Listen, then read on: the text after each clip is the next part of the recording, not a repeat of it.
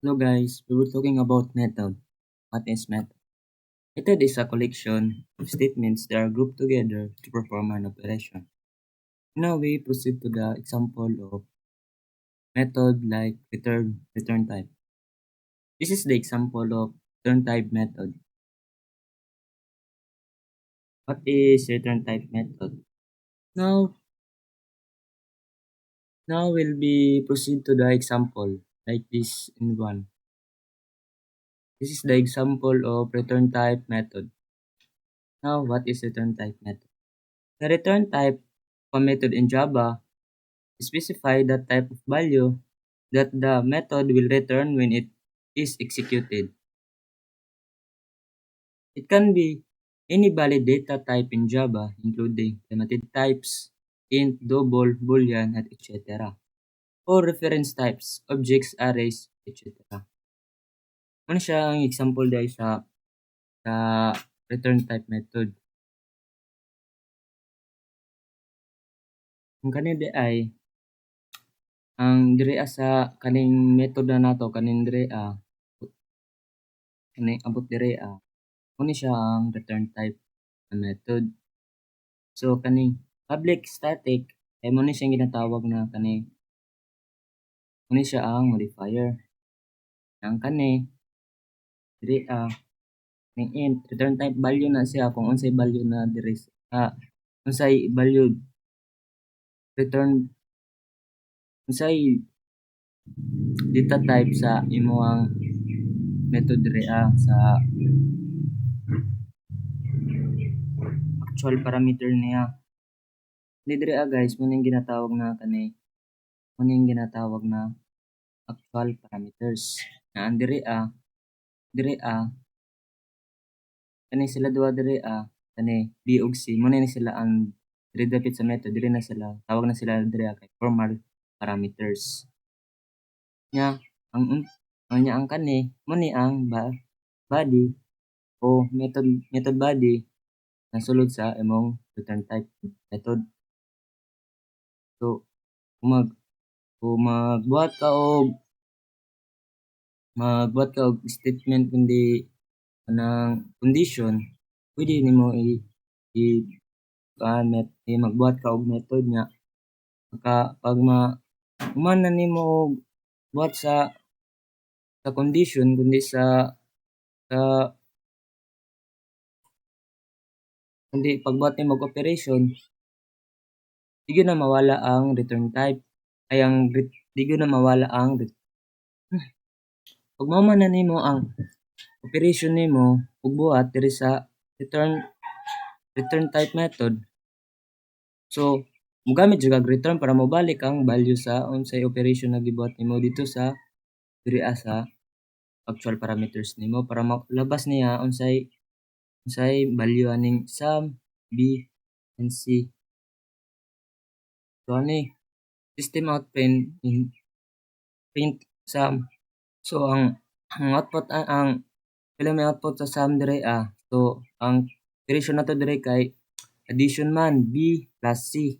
So ang estimated value ani ay 35. So let's run. 35 siya. Muna kay pag human diri basahon niya diri sum pangitawon na niya diri yan nakita man niya ni.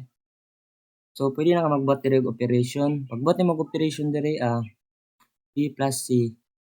Unsay value ato nilabas ato gamit kag return value di return sum mobalik na siya diri sa actual parameters nimo. So ang value na ni sum ron imo siya 35. Kung system out print sum so 35 ang malabas. Mo to ang ginatawag na return type view. And now we're talking about void method. What is void? A method with a void return type in Java indicates that the method does not return any value.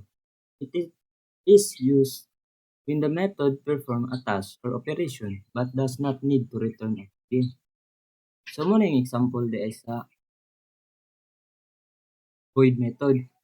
So kani def di na siya kailangan og diri sa kung same ra gyapon siya sa ana pagkatawag diri sa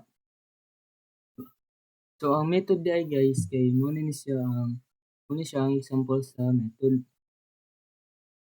Di na ko magamit og return type kay naka-void man siya. Di na siya kailangan.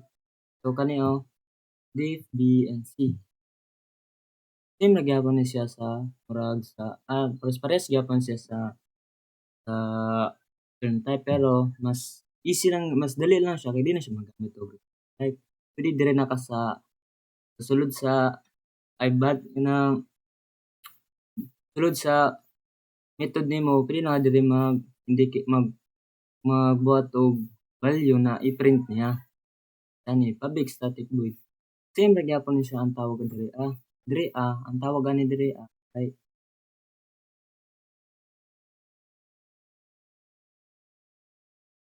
ang tawag diha gyapon modifier gyapon ning public static void diri mun tawag same gyapon siya for parameters na diri mo na pud din tawag na actual parameters. So kuni body ni niya. So kaning diri sulod na ni siya mo ning tawag na method signature nya ug kaning B ug C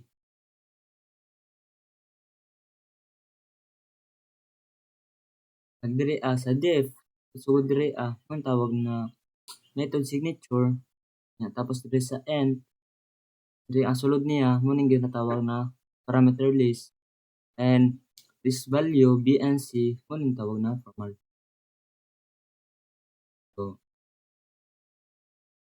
so para na ko kung unsay value nila. So ang value din nato sa B ug C same gyapon siya 20 ang value sa B kay 20 ang value sa C kay 15. So ang operation natong ibuhat diri kay sa subtraction. So pila may 20 minus 15. So pila may value. So 5 na lang mabilin. Kay 20 minus 15. So 5 mabilin. Mo ni ang so diretso na lang siya print diri di na siya mobalik diri ug di na niya ibalik ang value kay dire naman sa diretso. Wala void man ni di magamit og return type. So mo lang dito. Salamat.